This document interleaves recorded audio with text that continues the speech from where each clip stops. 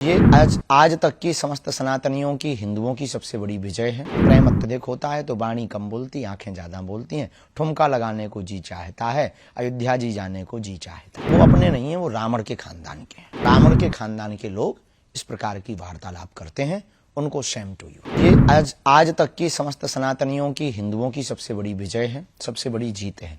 यह उत्सव दीपावली से बहुत ज्यादा खास है। निश्चित ही कोई ऐसा अभागा होगा जिसको इस दिन का इंतजार ना हो। हमको तो है, राम भक्तों को भी है। केवल भारतीय को नहीं, भारतीय मूल के लोग जितने भी अन्य देशों में रहने वाले लोग हैं उनको भी है। तो जो है हमारा यही कहना है कि उस दिन दीपावली मनावे और उत्सव का उत्साह पूछो मत।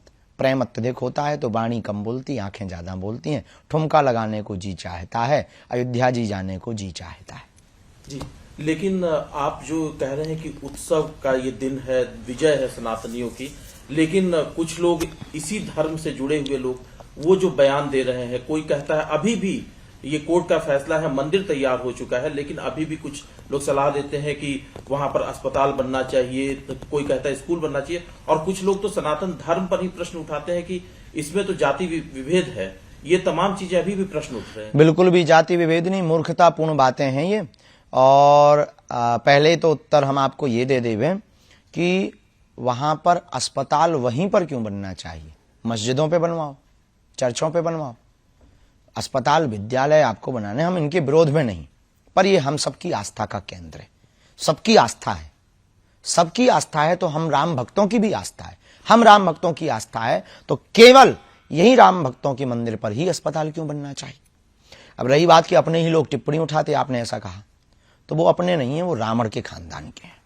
और रावण के खानदान के लोग इस प्रकार की वार्तालाप करते हैं, उनको Shem to you. Shastri ji, इसमें एक सवाल ये भी है, चूंकि कोर्ट से फैसला आया है तब मंदिर बन रहा है, लेकिन श्रेय लेने की भी बात चल रही है। कुछ लोग कहते ये भी सवाल उठा रहे हैं कि राम हमारे हैं तो राम किसके। अब आप ही बता दीजिए, चूंकि आप गुरु की श्रेणी में, तो आप ही बताइए कि राम किसके हैं। राम सबके हैं, राम जन जन के हैं, राम का विश्व है, राम व्यापक है, राम विश्व के प्रणेता है, राम विश्व के मानवों की आचार्य संहिता है, राम विश्व की आधारभूत है, राम एक बहुत बड़े नायक हैं, राम एक इस देश के प्राण हैं, इस देश की श्वास है।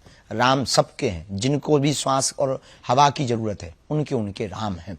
और रही बात जातिवाद के लिए राम मंदिर नहीं हो रहा, सबरी का मंदिर बन रहा, निषाद राज जी का भी मंदिर बन रहा, तो क्या ये जातिवाद के लिए बन रहा?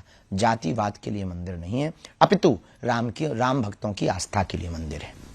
एक बयान जो आया कि वो भगवान श्री राम को उन्होंने कह दिया कि वो तो क्षत्रिय धर्म के थे, मांसाहारी थे, इस तरह के भी भगवान श्री राम। बाद में उसने क्षमा मांगी। मूर्खतापूर्ण बातें हैं, राक्षस वृत्ति के लोग हैं। इस प्रकार के जो वार्तालाप, ना इन्होंने राम को समझा, ना रामत्व को समझा, ना राम तत्व को समझा, ना इन्होंने राम के बारे में पढ़ा, ना गढ़ा। इन्होंने सिर्फ अपने बयान को कहकर न्यूज में बने रहने का उपाय सोचा है। और सबसे सस्ता उपाय प्रभु श्री राम पर और राम भक्तों पर आस्था पर उंगली उठाना है इस देश में।